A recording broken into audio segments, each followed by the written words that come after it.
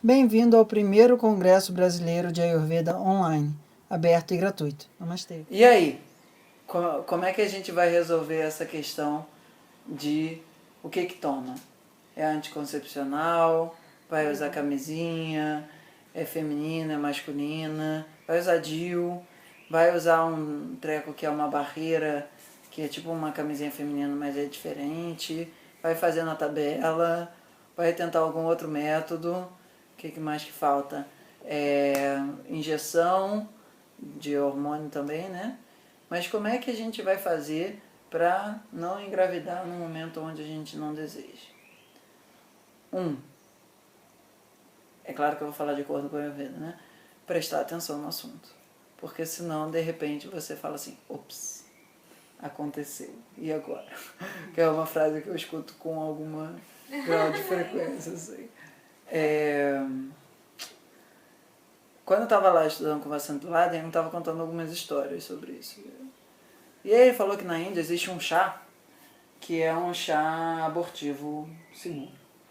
E aí as mulheres, quando percebem que meio que provavelmente ficarão grávidas, vão na feira e compram esse chá abortivo e aquilo usa-se regularmente com uma frequência maior.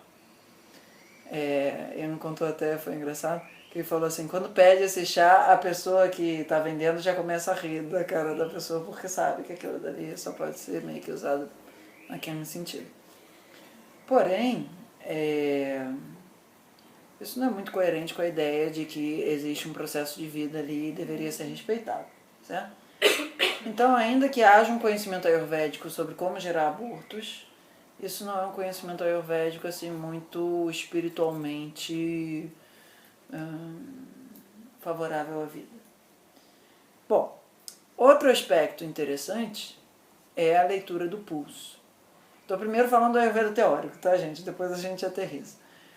Uma vez eu fui fazer uma consulta, recebi uma consulta ayurvédica, e a pessoa leu o meu pulso e falou assim, você é o terceiro filho, né? Eu falei, não, eu sou o segundo. Ela, não, você é o terceiro. Eu disse, não, eu sou o segundo. Aí, como os dois eram muito pitas, ela falou assim, então pergunta a sua mãe. Aí eu cheguei em casa, perguntei à minha mãe. Na hora que eu perguntei à minha mãe, o mundo congelou, assim, teve um freeze. E sabe aqueles segundos que levaram a eternidade? Aí ela falou que tinha tido uma outra gravidez, só que ela não tinha ido adiante. E ninguém sabia muito dessa história. Ela falou, como é que você sabe disso? Aí eu falei, ela ficou assim meio chocada de cara com a história. Mas o fato é que, pelo pulso, você consegue saber quando a mulher está no período fértil. Existem outros critérios também. Existe a tabela, existe a temperatura corporal, existe enregimento dos seios, existe maior lubrificação vaginal. Existem vários sinais de que você está ovulando. Principalmente para pessoas mais pitas, que são mais certinhas na tabela. As cafas às vezes dão uma atrasada, assim, sabe como é que é? Acho que vamos deixar um pouquinho para depois. E as vatas, como sempre, depende. Tudo na vida depende. Então, em um certo sentido, Ayurveda, um método mais da tabela para uma pessoa que é muito pita seria um método relativamente aceitável. Porém, com outras considerações também do quanto a pessoa se observa, certo? Mas, de fato, não é uma coisa muito simples, mas como uma teoria é possível você saber quando você está ovulando pelo pulso.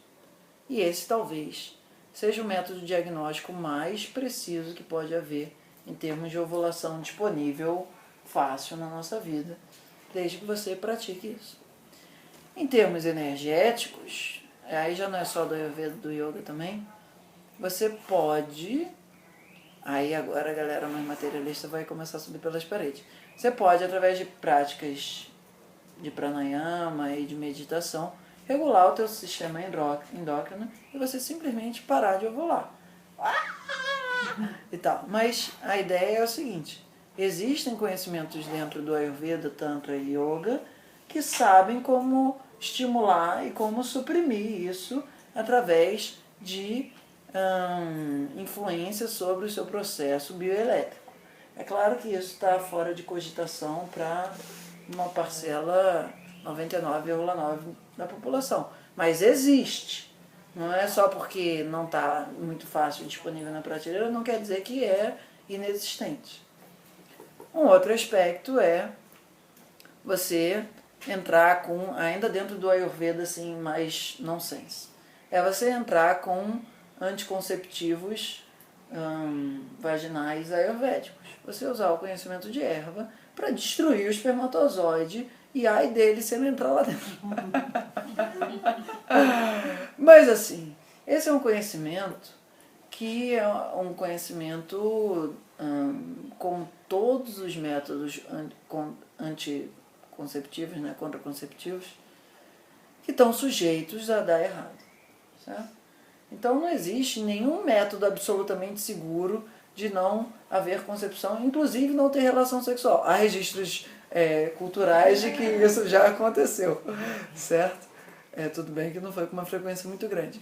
Mas o ponto é que, ainda que a gente saiba a mecânica fisiológica do processo de engravidar, a gente não sabe, na ponta dos dedos, por que um espermatozoide chega e outro não, certo? O conhecimento, assim, ultra apurado do processo do como se engravida não é tão fácil assim disponível na nossa medicina. Então, o que eu estou querendo dizer é, bom, tudo que eu vou falar agora são opiniões namachisticas em relação às possibilidades mais disponíveis, um olhar ayurvédico sobre isso, certo?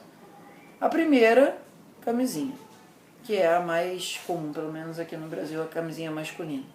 Tem a vantagem de evitar ou dificultar a transmissão de doenças venéreas, etc. e tal, mas em termos de impacto fisiológico, ele é um corpo estranho entrando na vagina da mulher. E para Ayurveda aquilo é petróleo e a vagina está falando assim, cara, o que está acontecendo aqui dentro? Isso não é um cara que eu gosto. O que não quer dizer que não é válido, mas isso existe um impacto psicológico de falta de contato humano.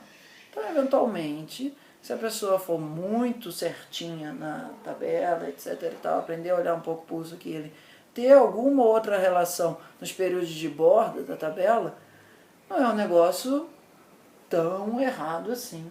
Numa perspectiva de criar mais laços. É claro que é sempre um risco. Estourar a camisinha também né? Então, assim, a camisinha ela tem um efeito menos grave no vata, mas tem um efeito mais grave no kapha.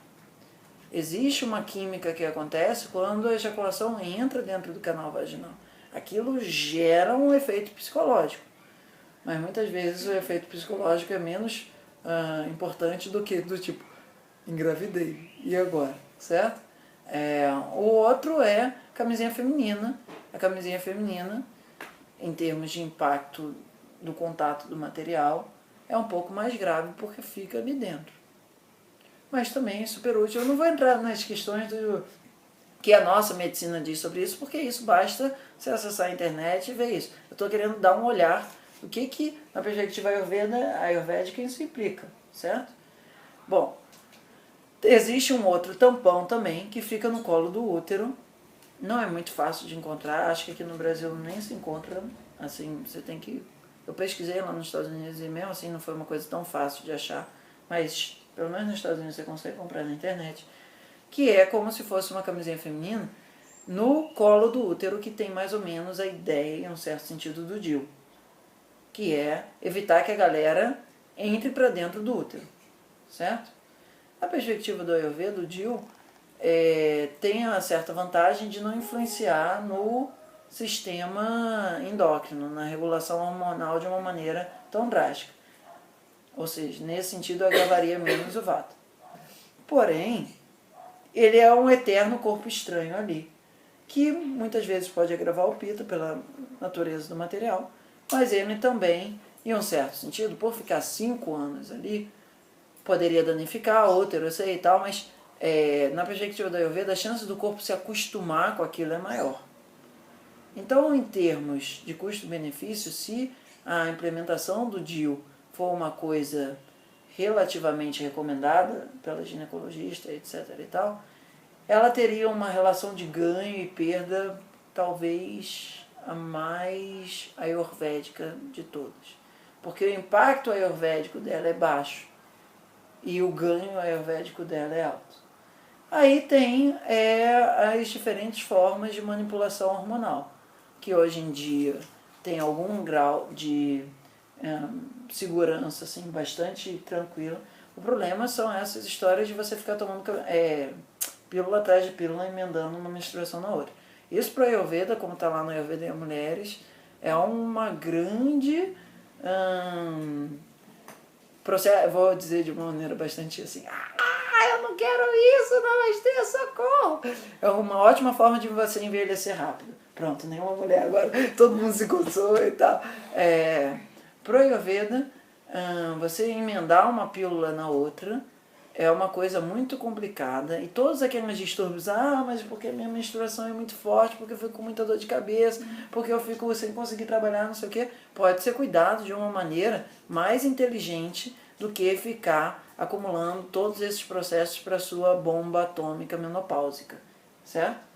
Então, assim, o método de calendário é um método inteligente dentro da perspectiva da Ayurveda, porque você não tem o impacto de nenhum corpo estranho dentro da fisiologia da mulher. Existem práticas dentro do Ayurveda, do taoísmo, de todas as medicinas mais energéticas, de aprender a controlar ou manipular a ejaculação. Então, isso da outra parte, que é a parte masculina, existiria também a ligadura lá do... hoje tem essas reversíveis masculinas também, de você evitar que o homem coloque o sêmen para fora. Isso dentro da perspectiva do Ayurveda é um pouco delicado, porque aquele tecido vai ter que ser reabsorvido de uma maneira esdrúxula. Ele foi produzido e morreu no caminho. Então, dentro da perspectiva do Ayurveda, a ligadura de trompas e a ligadura de um canalzinho que eu não lembro lá agora o nome, na parte dos homens, eles envolvem um processo de, em um certo sentido, talvez apodrecimento de tecido num lugar inadequado. Sendo que no caso da mulher é relativamente uma célula por mês. No caso do homem, se não tem relação sexual frequente, é um material significativo para contaminar, que é extravasamento de tecido. Isso é um papo de fisiologia ayurvédica mais avançado. Então, assim, não existe nenhuma solução perfeita no Ayurveda, a não ser você aprender a não ovular por prática iógica, mas aí é um papo de que isso não é pragmático para quase ninguém. O resto todo tem prós e contras. Dependendo da situação, uma pessoa mais cafa vai ter um método contraceptivo mais inteligente do que uma pessoa pita, do que uma pessoa vata. Entendam que uma pessoa vata, por um lado, pode ter grandes benefícios por uma suposta estabilização do fluxo hormonal, mas aquilo é uma grande enganação no longo prazo. Então, ficar usando pílula anticoncepcional durante muito tempo para o Ayurveda provavelmente implica em poluição fisiológica. O DIU é uma coisa com vários senões em termos físicos mesmo. O método da tabela é uma coisa que é relativamente de alto risco para uma parte considerável das pessoas. Então, considerando que o aborto não está como a opção mais feliz da história, você tem que respeitar o que você acredita e o que a sua parceira acredita. Porque isso faz parte de uma questão da vida. A gente é inatamente pré-induzido a reproduzir. Faz parte do fluxo da vida. E hoje em dia a gente encontra condições econômicas bastante delicadas para esse assunto, certo? Mas vamos que vamos. Deseja uma atenção mais personalizada? Entre em contato e saiba como. Namastê!